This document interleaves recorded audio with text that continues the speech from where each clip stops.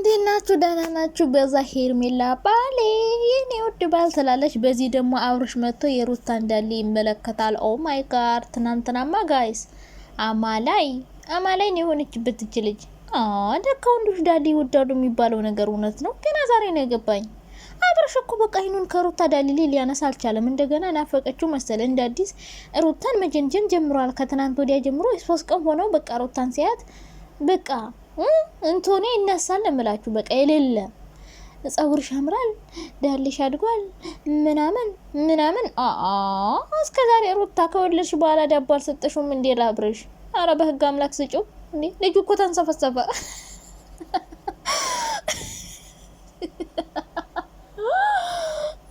ሄርሜላ አልጣፈጠውም መሰርጋ የሄርሜላ ዳሊ አልታየውም። የሄርሜላ ጸጉር አልታየውም። የሄርሜላ ሁሉ ነገር ትለፋለች ትደክማለች አልታየውም ነገሩ። ሄርሜላ እኮ ያሻሞፈር ነገርና ምኑ አያምርምና ሩታ በህግ አምላክ እንዴ አብርሽ እኮ ተንገበገበልሽ እንዴ በፍቅርሽ አበደ። ዳሊሽ ምንሽ የግል ነው የመንግስት ነው እስከ ማለት ድረስ የደረሰበት የራስ ነው ሰውዬ የራስ ነበር እኮ ምን አሁን የሌላ ሰው መስሎ ታየህ እንዴ? ነው አላምን አለክ አልሰጥ ስላለች በቃ በፈጣሪ ስም አረ ዴሮታ ፌር አይደለም። የምር አታስጎምጆ። አንድ ቀን ስጪው ዳቦ እንዴ ልጅ ወልደሽለታል። ምንም ቢሆን እሱ ነው የጎመጨጨው። ስጪው አሁንም ቢሆን ጉድ እኮ ነው እናንተ።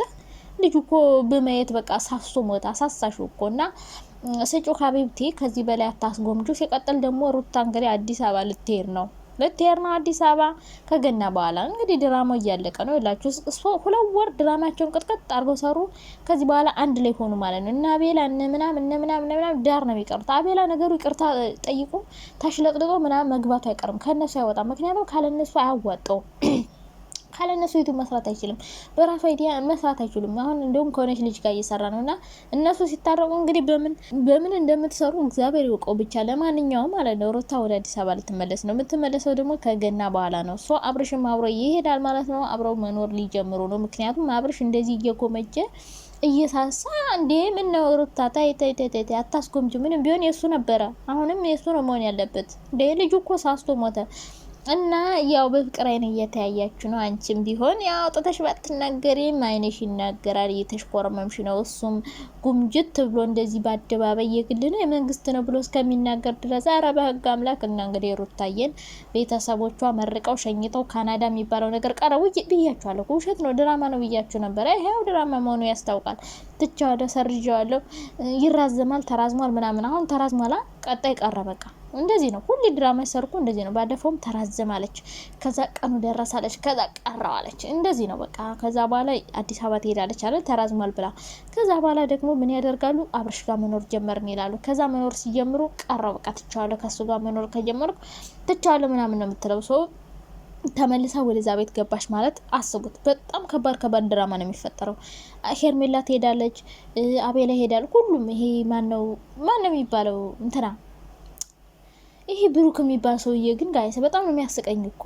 እና ብሩክ የሃይሚ ሳይሆን ብሩክ ይሄኛው እና አብርሽ ጋር የሚሰራው ትናንት ብሩክ ለአብርሽ ቀለበት ሊያስር አረ እነሱ ራሱ ድራማ ሲሰሩ በፈጣሪ ስም የአብርሽ ትልቁ እህት ራሱ ማለት ነው አብራ ድራማው ላይ በጌታ በኢየሱስ ስም ቀለበት ሊያስርላ ነው ምናምን እያለ እሱ ማለት ነው ለሷ። እሷ ደግሞ ያዙ ይልቀቁኝ እያለች ከዛ አብርሽና ሩታ ደግሞ ማታ አብረ መኖር ልንጀምር ነው ብለው ሲመጡ በቃ በሳቅ ነው የሞትኩት በፈጣሪ ስም። የሚመስል ድራማ እንኳን ምን አለ ብትሰሩ። እና ሄርሜላን እንግዲህ ያው ቀለበት ሊያስርላ ነው ሊያገባ ነው ምናምን እያልክ ስትበጠረቀው የነበርከው ልጅ ማለት ነው እሱ እናት አይኑ ያለ ሩታ ዳሌ ላይ ነው። ጉድ እኮ ነው ሄርሜላን ማለት ነው። አንድ አሻንጉሊት ነው እያያት ያለው። አሁን ሩታ ዳሌ ላይ ነው አይኑ ልቡ ያለ ሩታ እንትን ውስጥ ነው። ስለዚህ እባካችሁ በግድ ከማይፈልገው ሰው ጋር እንዲኖር አታድርጉት። ከሚወደው ከሚፈልገው ሰው ጋር እንዲኖር አድርጉት ማለት ነው። ምክንያቱም ከሩታ ጋር ቢኖር በጣም ብዙ ጥቅም አለው። አንደኛ ሩታ ለአብርሽ ምንም መጥፎ ሴት አይደለችም። በነገራችን ላይ እንደው ቤተሰቦቿን ብታሰድባቸው ምናምንም በፊት ለአብርሽ መጥፎ ሴት አይደለችም። ሩታ በጣም ጥሩ ሴት፣ በጣም ብዙ ዋጋ የከፈለችለት ለሱ በላ ብዙ ነገር የሆነችለት ብዙ መስዋዕት የከፈለችለት ሴት ናት።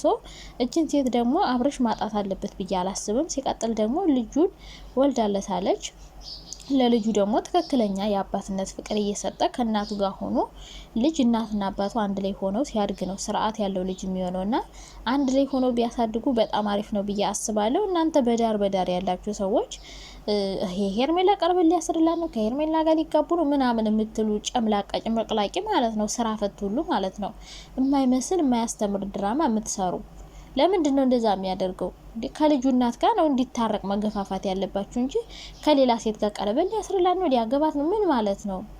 ልጁ ከሌላ ሴት ወልዶ ከዚች ጋር እቺ አኔ ጋር ሆነ እያለችው ከዛች ጋር ሄዶ ቀለበት የሚያስረው የሚደብር ነገር ነው። ሶ እንደዛ አይነት ወሬ ራሱ ባታወሩ በጣም ጥሩ ነው። ካወራችሁ ድራማ ከሰራችሁ ጋር ራሱ ከሩታ ጋር በተያያዘ ቢሆን ጥሩ ነው ብዬ አስባለሁ። እንግዲህ እነዚህ ልጆች በጣም የተነፋፈቁ ይመስለኛል። ከወለደች በኋላ አልተገናኙም መሰል። ኦ ማይ ጋድ ምንድነው? ሲገናኙ ራሱ በፍቅር አይን ነው የሚታዩት። እና አብረሽ እውነትም ሩታን አሁንም ፎንቃ አልወጣለትም።